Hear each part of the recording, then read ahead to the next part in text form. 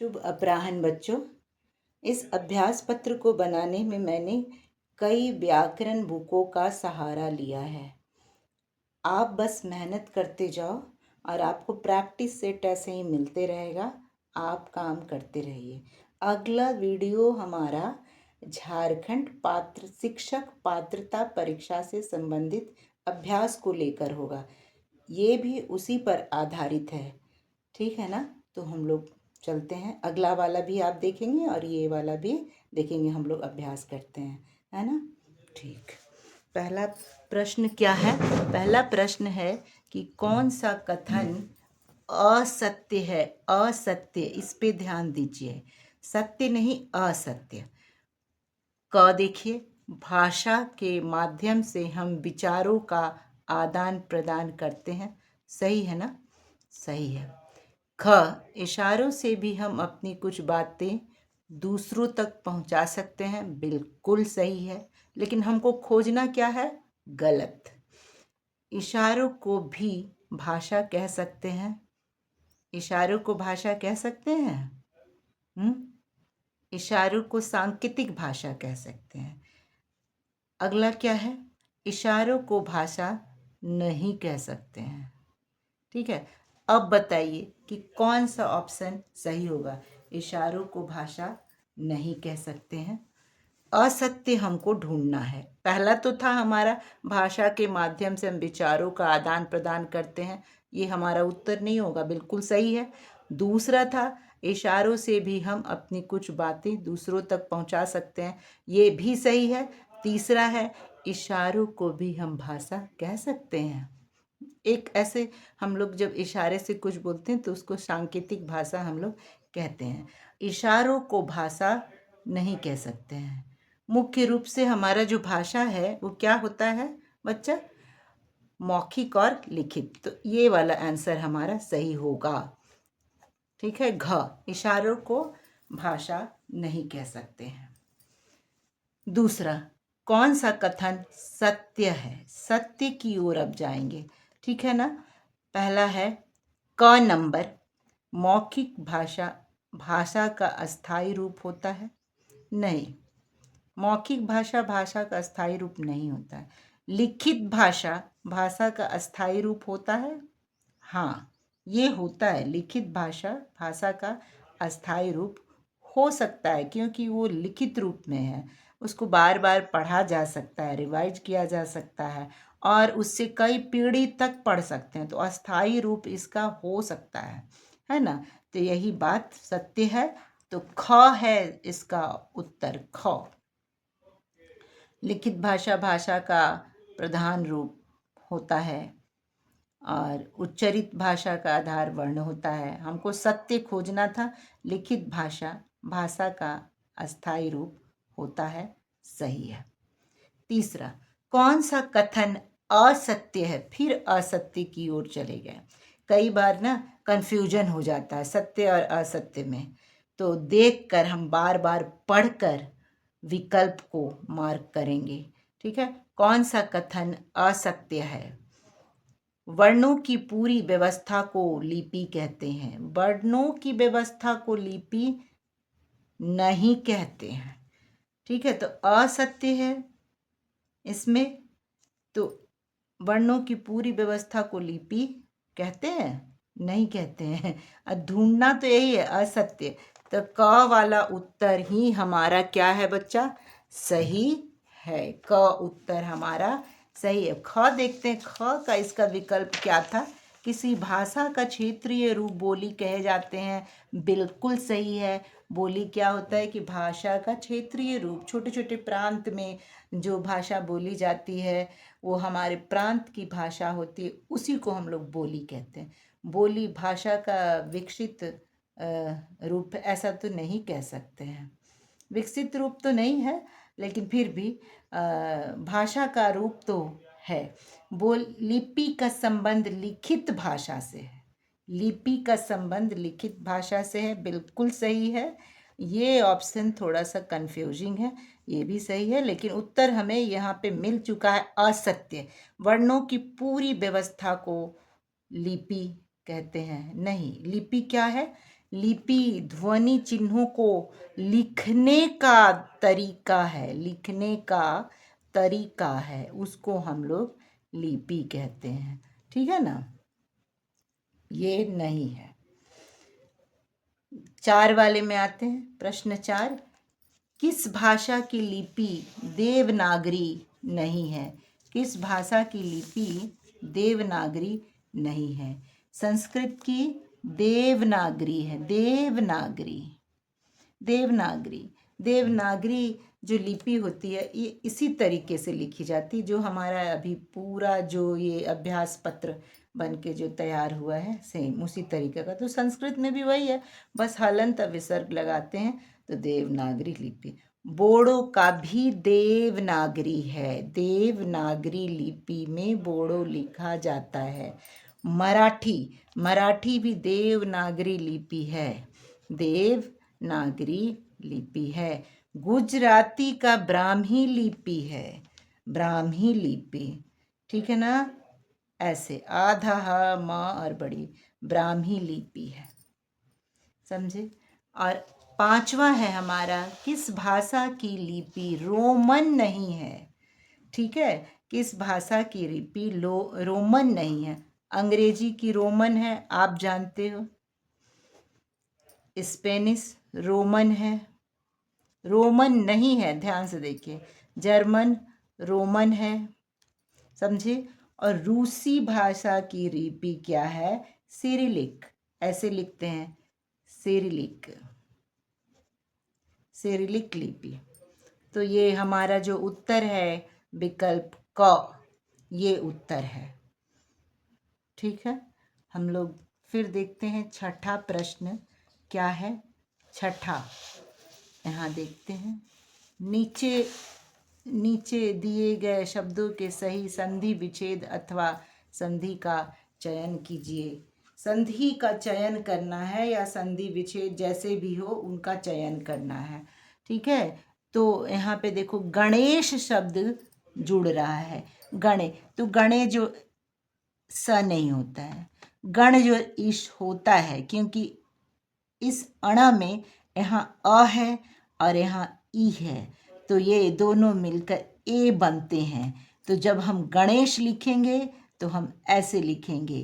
तो यही वाला हमारा विकल्प ख विकल्प सही है, और बाकी जो विकल्प हैं तीनों वो बिल्कुल गलत हैं। नाविक, 9 जोड़ इक, यही हमारा सही है। औ के बाद ई आता है तो आव, आव ऐसा बनता है, तो यहाँ नाव ऐसा हुआ, तो नाविक है, ये सही है। बाकी जो ये जो तीनों विकल्प हैं ये गलत है। वाक जोड़ ईश, वाक वाणी, वाणी का देवता कौन है? सरस्वती माँ है, वागीश जिसको कहते हैं। क के बाद अगर स्वर आए तो उसको क्या, क का ग हो जाता है, क के स्थान पे ग हो जाता है। ठीक है, तो इसका क्या होगा? वागीश, ये वाला विकल्प ग सही है, बाकी का स्पेलिंग हमारा गलत है। निह जोड़ चल, विसर्ग के बाद यदि च छ ज ज कुछ भी आए तो क्या होता है उसका? आधा, देखिए विसर्ग का आधा स हो जाएगा और यहाँ च की जगह पे छ हो जाएगा। निश्चल, नी जोड़ चल निश्चल, ये होगा। ठीक है, उत्तर ग जो है वो सही है। निसंदेह भी एकदम ऐसे ही है। तो ये तीनों गलत है, ये तो नहीं बोल सकते हैं निसंदेह। अब निसंदेह देखो यहाँ भी विसर्ग का स, ये भी उत्तर जो ग है विसर्ग का स, असंदेह जैसे लिखा हुआ है। वैसे बहुत सारे रूल्स हैं, जब अलग से व्यंजन संधि पढ़ोगे ना तो पता चलेगा।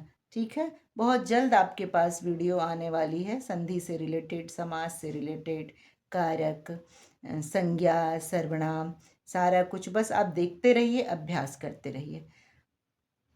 11 नंबर, 4 हैं जो भुजाएं चार हैं जो भुजाएं। देखो ये थोड़ा सा ना कंफ्यूजिंग है, मतलब जैसा हम ये करते हैं क्या, उसको विग्रह करते हैं, समास विग्रह तोड़ते हैं जिस हिसाब से। हाँ, अगर हम बोलते हैं चतुर्भुज चार है, चार भुजा वाला को चतुर्भुज कहते हैं, तो परिभाषा से चार संख्या है, तो द्विगु जो हमारा जो समास है ना वो संख्यावाचक होता है। ठीक है, द्विगु जो समास है वो संख्यावाचक है, द्विगु ही इस विकल्प में सही है, बाकी सब ये गलत है। अगर हम बोल दें कि चार भुजाओं वाला कौन है भाई, तो विष्णु है। तो इस जब तीसरे व्यक्ति की जब बात हो जाएगी तो वहाँ क्या होगा बच्चा, बहुव्रीहि समास होगा। लेकिन यहाँ पे विष्णु का नाम नहीं आया है, ऑप्शन में भी नहीं है, तो हम इतना आगे नहीं सोचेंगे। द्विगु देखें और संख्या देखें, बस मैच कर दीजिए। ठीक है, आगे बढ़ते हैं। माता और पिता, माता और पिता दोनों पद प्रधान है तो द्वंद्व समास होगा, और इन शब्दों के बीच योजक का चिन्ह होता है। ये जो छोटा सा जो डैश है उसको योजक चिन्ह हम लोग कहते हैं। ठीक है, तो तत्पुरुष नहीं है, कर्मधारय नहीं है, कौन है, द्वंद्व समास है, द्वंद्व। ग उत्तर सही है, और बाकी तीन उत्तर इसका गलत है। ठीक है, अब हम लोग फिर आगे देखते हैं। यहाँ देखिए कितना सुंदर प्रश्न है। 13, आभूषण का पर्यायवाची, आभूषण जो गहना होता है, गहना, गहना का क्या काम क्या है, सजाना, तो आभूषण का पर्यायवाची क्या है, अलंकार है, वसुंधरा है, मरीचि है, मदन है। ठीक है, तो हम लोग देखते हैं अलंकार का पर्यायवाची। ये आभूषण का पर्यायवाची अलंकार होता है, अलंकार ये भी सजाने का काम करता है, आभूषण भी हमारा सजाने का काम। वसुंधरा धरती होती है, ठीक है, और मरीचि क्या होता है, सूर्य की किरणें। धरती, वसुंधरा का मतलब धरती। मैं बताती जा रही हूँ ताकि कहीं भी आपको इस तरीके का कुछ भी प्रश्न मिले तो आप सॉल्व कर सकते हैं। मरीचि जो है वो सूर्य की किरणें हैं, सूर्य की किरणें, सूर्य की किरणें, उसको मरीचि कहते हैं। और मदन कहते हैं कामदेव को, जो प्रेम के देवता हैं उसको कहते हैं, कामदेव को मदन कहते हैं। तो ये तीनों ऑप्शन तो नहीं होगा, लेकिन आप अर्थ तो जान गए। ठीक है, उसी तरीके से अगला हम लोग बढ़ते हैं कि नदी का पर्यायवाची क्या है, नदी का पर्यायवाची क्या है। देखो नदी, और यहाँ पे क्या दिया है, तारक, तारक मतलब तारा होता है, तारा। वैजंती एक फूल भी है, लेकिन वैजंती कहते हैं विजय दिलाने वाले को। पताका भी होता है, पताका, झंडा, पताका, ऐसा। फिर यहाँ पे कोकिला तो जानते हो, कोयल, कोयल। ठीक है, सलीला मतलब नदी होता है, सलीला का मतलब नदी होता है, तो विकल्प घ हमारा बिल्कुल सही है। अब देखते हैं कि रुष्ट का विलोम क्या होता है, रुष्ट का विलोम। कई बार ऐसा होता है ना बच्चों कि हम लोग पूरा पढ़ नहीं पाते हैं थोरोली, लेकिन अभ्यास जब करते जाते हैं ना तो कुछ कुछ उसमें से निकल निकल के आते जाता है और दिमाग में हमारा वो रहता है। तो इसलिए थोड़ा ध्यान से देखेंगे, और अभ्यास करना तो बहुत ही ज़रूरी है। रुष्ट, रुष्ट मतलब होता है गुस्सा हो जाना, तो उसका विलोम क्या होगा, प्रसन्न हो जाना, प्रसन्न। ठीक है, कठिन नहीं होगा, आप जानते हैं। मंद मतलब क्या होता है, स्लो। निश्चल मतलब क्या होता है, बिना छल के, बिल्कुल शांत, बिल्कुल निष्कपट। लेकिन रुष्ट का विलोम प्रसन्न ही होता है। अगला है कि दोपहर के बाद का समय को क्या कहते हैं भाई। प्रातः काल तो होगा नहीं, दोपहर के बाद का समय है, सवेरा भी नहीं होगा, शाम भी नहीं होगा, अपराह्न, अपराह्न, 12 बज गया, उसके बाद का समय अपराह्न ही हो जाता है, तो अपराह्न। ठीक है। 17 दोपहर के समय का समय, दोपहर के पहले का समय, पहले का पूर्वाह्न, ये अपराह्न, ये पहले है, पहले लग गया मतलब पूर्व, देखो पूर्वाह्न। प्रातः काल तो एकदम सुबह सुबह होता है जब सूर्य निकलता है, शाम होगी नहीं, रात्रि होगी नहीं, तो क्या होगा बच्चा, पूर्वाह्न होगा। 18 नंबर देखो, श्रेष्ठ कुल में जन्म लेने वाला क्या कहलाता है। श्रेष्ठ कुल में ईर्ष्यालु तो नहीं कहलाता है, जो ईर्ष्या करता है उसको हम लोग कहते हैं, तो ये क वाला उत्तर नहीं होगा। ख जो है वो है हमारा कुलीन, ये हो सकता है। श्रेष्ठ कुल में, कुल से ही कुलीन हुआ है, तो फिर कुलीन ही होगा। सर्वज्ञ सभी कुछ जानने वाले को कहते हैं। अनिर्दयी जिसके दिल में दया न हो, जिसके हृदय में दया न हो, उसको हम लोग निर्दयी कहते हैं। जो कम बोलता हो उसको क्या कहेंगे, गूंगा नहीं, वाचाल नहीं, वाचाल तो जो बहुत ज़्यादा बोलता है। अल्पभाषी, मितभाषी, ये दोनों कहते हैं, तो हमारा विकल्प अल्पभाषी है, तो यही सही होगा, ये गलत है। ठीक है, अगला देखते हैं नंबर 20 कि 20 में क्या है। ठीक है, बड़ी कठिनता से इन सारे अभ्यास को एक जगह करने का प्रयास किया जाता है। आप सिर्फ देखते रहिए, सब्सक्राइब कीजिए, लाइक कीजिए और शेयर कीजिए, और जितना ज़्यादा हो सके सबों को लाभान्वित कीजिए। दूध में कुछ गिरा है, दूध, देखो दूध को अंडरलाइन किया गया है, ठीक ना, तो मतलब इसी के विषय में हमको बताना है कि व्यक्तिवाचक संज्ञा है, जातिवाचक संज्ञा है, भाववाचक संज्ञा है या द्रव्यवाचक संज्ञा। तो दूध एक लिक्विड फॉर्म में होता है ना, तो यहाँ पे द्रव्यवाचक संज्ञा होगा। ठीक,